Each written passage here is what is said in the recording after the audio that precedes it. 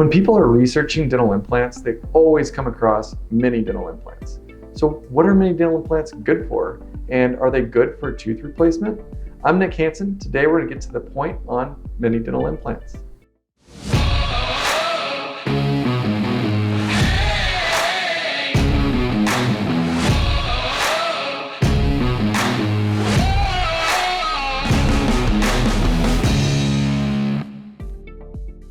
So let's start with what is a mini dental implant. A mini dental implant is any implant that is less than 3 millimeters wide. And when it's less than 3 millimeters wide, we're not able to make it hollow, so you can't screw an abutment into it.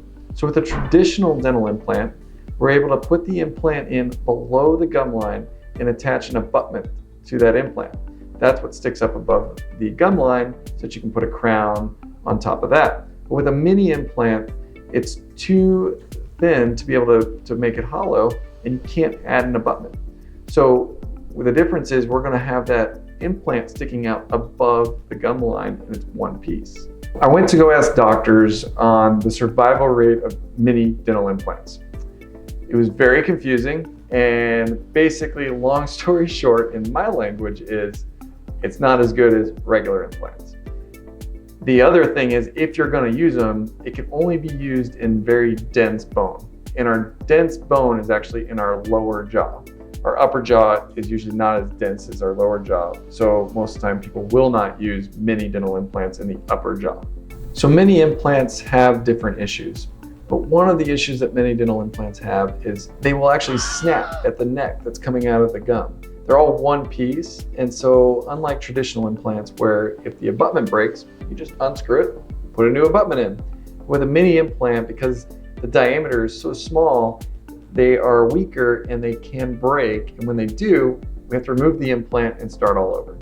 In 2013, Dr. Bydra, a board-certified prosthodontist, published a paper on using mini dental implants in definitive prosthodontic treatment. And he said it best: there is no evidence on long-term survivability of mini dental implants. In 2017, there was a paper written by a few doctors called "The Complete Overdentures Retained with Mini Implants." And in their findings, they found that it was 6 times more likely to have a failure in your upper jaw than your lower jaw. But they recommended using 6 mini implants in the upper jaw for overdentures and 4 in the lower.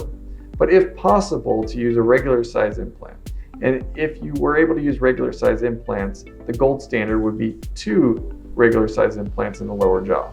It's starting to look like mini implants aren't a great long-term solution. So when would we use mini implants?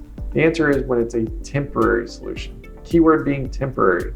So when we talk to orthodontists, they use mini implants very commonly to move molars. They're able to place a mini implant, attach a bracket to the mini implant and to the molar, and they're able to move the molar to the position that they want. And sometimes prosthodontists like to use mini implants as a temporary prosthetic solution. But again, keyword is temporary.